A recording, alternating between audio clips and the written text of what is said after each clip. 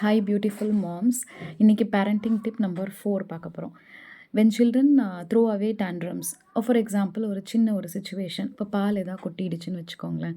உடனே நம்ம ரியாக்ட் பண்ணி கத்த ஆரம்பிச்சிருவோம். கரெக்டாக? இனிமேல் நம்ம அப்படி பண்ணாமல் ரெஸ்பாண்ட் பண்ண ஆரம்பிக்கலாம். ஒரு நிமிஷம் ஒரு பாஸ், சின்ன ஒரு பாஸ் எடுத்துக்கலாம். பாஸ் எடுத்துகிட்டு அவங்கக்கிட்ட வந்து கொட்டிடுச்சா தட்ஸ் ஓகே, நீ டவல் எடுத்துகிட்டு வா, நம்ம க்ளீன் அப் பண்ணிடலான்னு சொல்லிட்டு அதை க்ளீன் அப் பண்ணிட்டு எல்லார் முன்னாடியும் நம்ம திட்டினா அவங்களுக்கு அதெல்லாம் பிடிக்கிறது கிடையாது. They look around, they see people are வாட்சிங் அஸ்.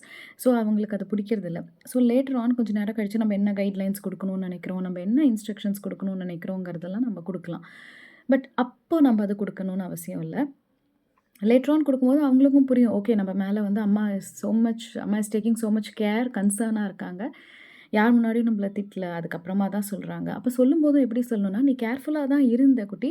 பட் ஏதோ பை மிஸ்டேக் சிந்திருச்சு போல இருக்குது. பட் தட்ஸ் ஓகே அப்படிங்கிற மாதிரி நம்ம அதை சொல்லி முடிச்சிடணும். ஸோ நம்ம வந்து சிச்சுவேஷனுக்கு ரியாக்ட் அண்ட் ரெஸ்பாண்ட், இதில் வந்து நம்ம ரெஸ்பாண்ட் அப்படிங்கிற ஒரு ஆப்ஷனை சூஸ் பண்ணி நம்ம பண்ண ஆரம்பிக்கலாம். நம்ம இவ்வளோ எஃபர்ட் போட்டு எதுக்கு பேரண்டிங் டிப்ஸ் பார்க்கணுன்னா, ஒரு இம்ப்ரூவ்மெண்ட் இருக்கணும் அப்படிங்கிறதுக்கு தானே பார்க்குறோம். ஸோ இப்படி இருக்கும்போது children and mother will also be benefited. Because நம்ம வந்து திட்டிட்டு அதுக்கப்புறம் நாம் ரொம்ப உட்காந்து அதுக்கு ஃபீல் பண்ணுவோம் இல்லையா? ஸோ அதை அவாய்ட் பண்ணுறதுக்கு நம்ம கொஞ்சம் ரெஸ்பான்ஸ் வந்து நம்ம கரெக்டாக பண்ணலாம். பண்ணி பாருங்கள். வீட்டில் ஹேண்டில் பண்ணுங்கள் சிச்சுவேஷன்ஸை. தேங்க்யூ.